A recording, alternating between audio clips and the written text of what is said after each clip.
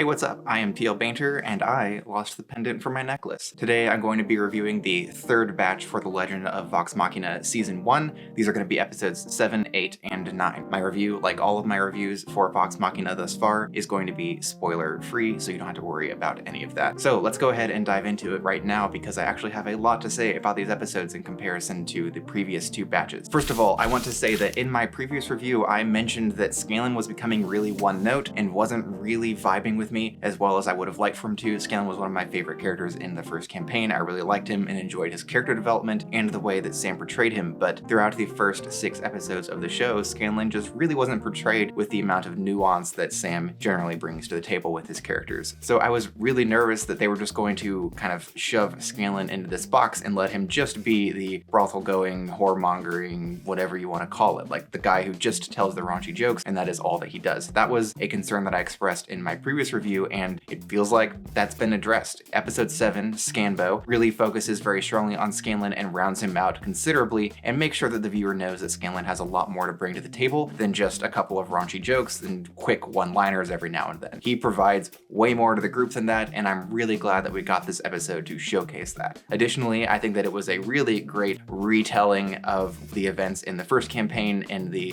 Scanbo sort of thing. This was a great episode and is in fact my new favorite episode of the season so far. I really enjoyed it, I loved it, and I feel like viewers who haven't watched campaign 1 are going to actually start connecting with Scanlan more because of this episode than they may have in the first 6, just because Scanlan was really one note, it wasn't all that well rounded, and it wasn't clear what he was bringing to the group, especially with the amount of hate that Vex has for him in those first several episodes. It almost makes you wonder, why do they even bother with Scanlan? And I know that, hey, he's more than a guy who just makes a couple of innuendos now and then. But with that praise done, I do need to address the fact that there is some clunky dialogue, and there's been some clunky dialogue kind of throughout the show, but it was really present, I think, in these most recent 3 episodes. In fact, the very first scene that we get in this batch, in episode 7, is a flashback that has some really kind of forced dialogue that feels a bit unnatural and rough, like it just wasn't polished as well as it could have been, and I feel like that was mainly just because they tried to cram so much into one scene, and it might have been better to split it across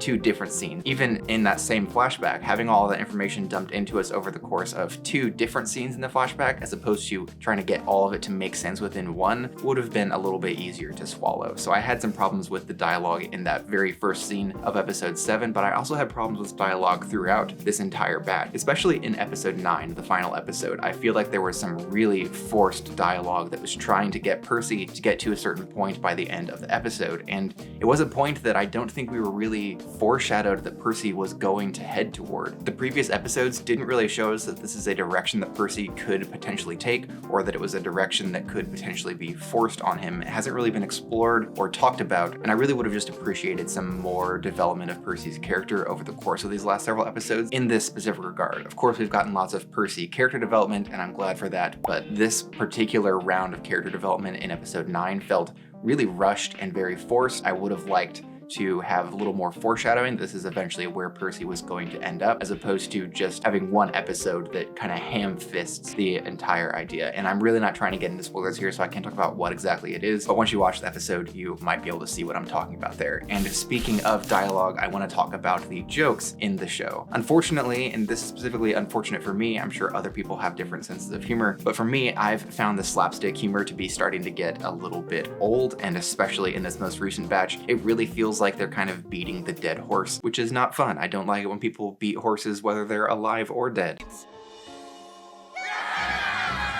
There he is, beating that dead horse! It's starting to get a little old in terms of the slapstick, and not to the point where I'm like rolling my eyes and like just getting irritated, but more to the point that I'm just not laughing at a lot of the jokes that they're dropping anymore, and they feel like they're just trying to hit the exact same beat over and over again. Whereas a lot of the jokes are actually clever and witty and enjoyable and are genuinely making me laugh. There are some real laugh out loud moments in these episodes, and they're even hitting some similar beats to what we've seen them hit before, but they are a lot more clever in their delivery and in their execution. The problem that I have is really less with the fact that they're making some raunchy jokes, and more that the raunchy jokes are just kind of grabbing at the low-hanging fruit instead of taking the time time to craft a really excellent joke. Kind of like they did in episode 9, there's an interaction between Scanlan and Grog toward the beginning of the episode that I just found to be hysterical and really well done. And yeah, it's a raunchy joke, but it was really well executed and I enjoyed it a lot. I've watched the episode like 3 times now, and that really quick couple of lines of dialogue between them still makes me laugh. It was really well done in comparison to a bunch of the jokes that just kind of get tossed in there that really don't offer anything up and don't do anything to develop the characters or the story or make me laugh. So I'm just finding the humor to be a bit hit or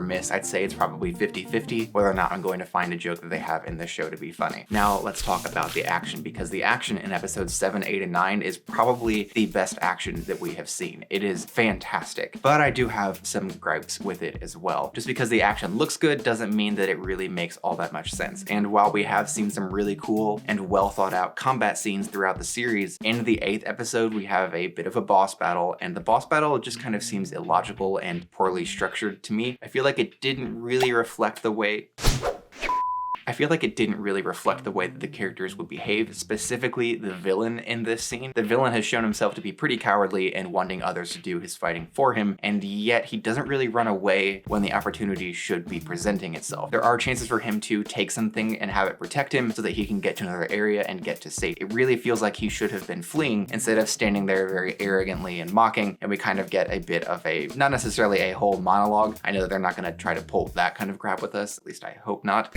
You got me monologuing. It wasn't a monologue, it is really just him standing there and occasionally hurling some insults or being rude to them while he's just vulnerable. He has some protectors that he's throwing out there, but for the most part he can easily be dispatched, and I really expected him to find a way to get out of the situation and get to safety, and then he could be hunted down, as opposed to the ending that we actually got for this battle. And so while I thought the battle looked really awesome and was really cool, I really had to suspend my disbelief because it felt like the characters weren't making decisions that they really would during a combat scenario like that. But honestly, in the grand scheme of things, in terms of the action of this show, that is a pretty minor complaint. The action in these last 3 episodes has been fantastic. Episode 9 had some awesome fighting scenes. There were some really cool moments in there, and even some pretty humorous combat scenes, which is interesting, but I think that once you watch the 9th episode, you'll see what I mean. They really amped up not only the violence and the gore, but also just the laughs in episode 9. There are a lot of really awesome sequences, especially with Grog, but in a way that isn't just Grog not knowing something, it's more just Grog being Grog, and things are humorous because of the kind of character that he is. It was just really well done. I loved the combat scenes in the 9th episode. I have one more complaint that I want to get to before I talk about my overall rating, and this is pretty minor, but I do want to address it. I said in the first bunch of episodes that the first couple of episodes had some really bad animation, and I didn't particularly like them, but then the episodes continue to get better and improve over time until we get to the point where I don't really see a lot of animation goofs. There are a couple here and there where it feels like there's some missing frames or there's a bit of stuttering, especially when there's panning. I noticed some stuttering, and at first I thought it was my network, but it turns out that it wasn't. It's just the way that it is animated. So that's truthfully not great, but it has become a very rare occurrence compared to the first couple of episodes. But in spite of that, I have noticed some unpolished animations in this most recent batch of episodes that really stood out to me. And in particular, there is one, I believe it's at the end of episode 8, where we see Keyleth kind of waving her arms around, and it looks like it drops to maybe 2 frames a second. It's really jarring and almost unwatchable the way that that's done. Now, the effect of her doing this was really beautiful and awesome, and I loved the way that that looked, but the actual animation for her casting her spells and everything, it looked pretty bad in my opinion, and I don't know if I'm the only one who's thinking this. Again, this is a minor gripe because it's nowhere near as bad as I thought the first couple of episodes were, but it is starting to get noticeable again, and sometimes it takes me out of the moment, and I think that did not look great. So there are still a couple of scenes where I feel like it could use some more polishing, but it's far less than it was in those first couple of episodes. Before I get to my overall rating for these 3 episodes, I wanted to let you know a couple of things. The first is that you can like, comment, and subscribe, all at no cost to you, which if you didn't know that, that's weird. I'm pretty sure it's always been that way. Doing any of those things really helps out the channel, and I greatly appreciate the time that you spend doing that. And in addition to that, my award-winning short story, Beneath Magenta Rain, is available to the public now. You can find it on Amazon. It is a Kindle exclusive, I think, and it is available on Kindle Unlimited, or you can pay $3.99 if you don't have Kindle Unlimited. So I'd really appreciate it if you go and check that out and leave an honest review. Even if you read it and you didn't really like it,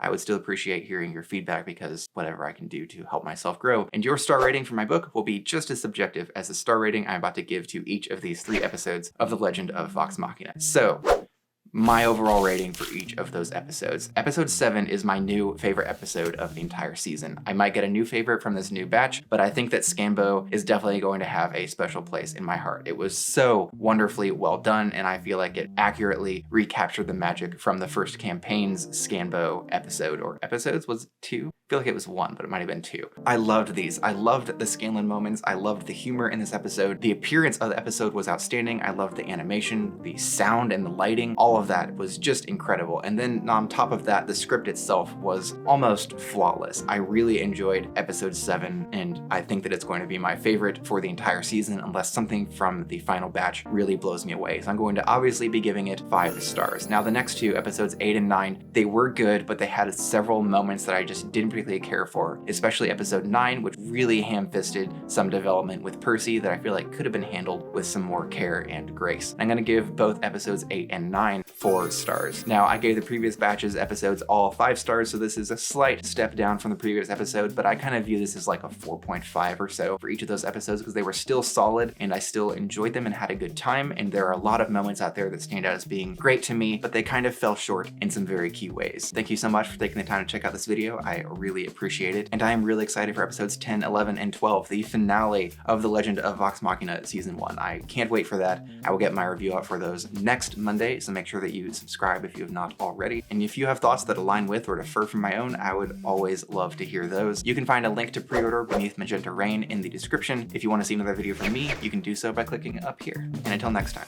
bye.